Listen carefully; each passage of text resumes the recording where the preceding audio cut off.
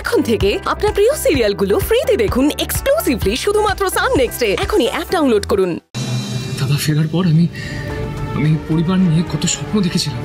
ভেবেছিলাম পরিবারের প্রত্যেকটা মানুষ মিলে আবার সবাই হই হই করে থাকবো, আনন্দে থাকবো, সবাই একসাথে থাকবো, কিন্তু কিছুই তো হচ্ছে না।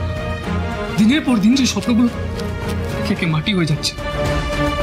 হ্যাঁ, কি করবো মঞ্জু? দাদা কেন বুঝতে পারছে না? কেন এরকম করছে?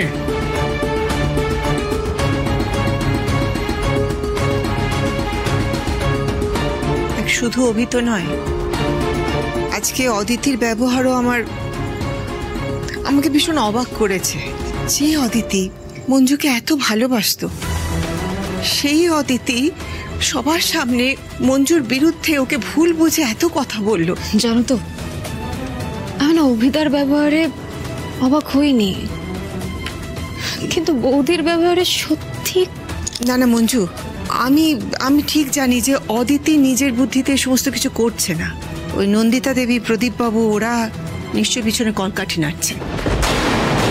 আমার কিন্তু বেশ কদিন ধরে মনে হচ্ছে যে ওরা না আমাদের এই যে সুখের সংসার, এটাতে আগুন লাগাবার চেষ্টা করছে। অন্য কোনো কারণ নেই। ওই যে মেয়ের সঙ্গে অর্জুনের বিয়েটা দিতে পারেননি, সেই রাগ থেকে এটা করছেন।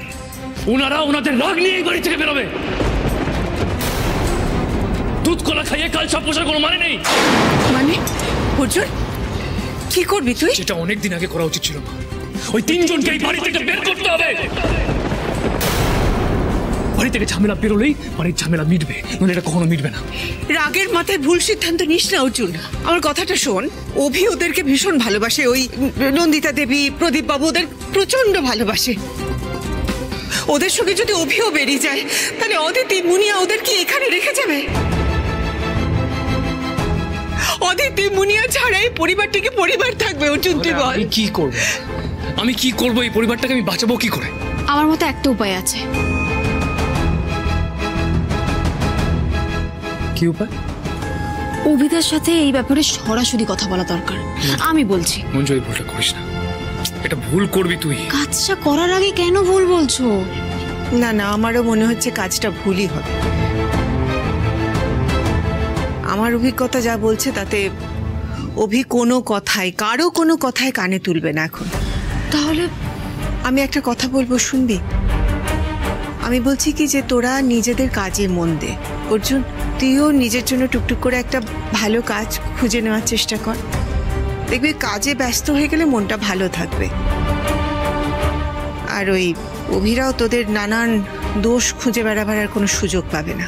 আস্তে আস্তে দেখবি সবটা ঠিক হয়ে যাবে, অন্তত এটা আমার বিশ্বাস। আমি কাল থেকে একটা কাজ করছি।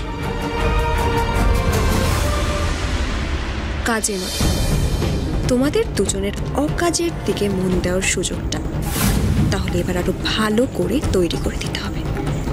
This is the high time.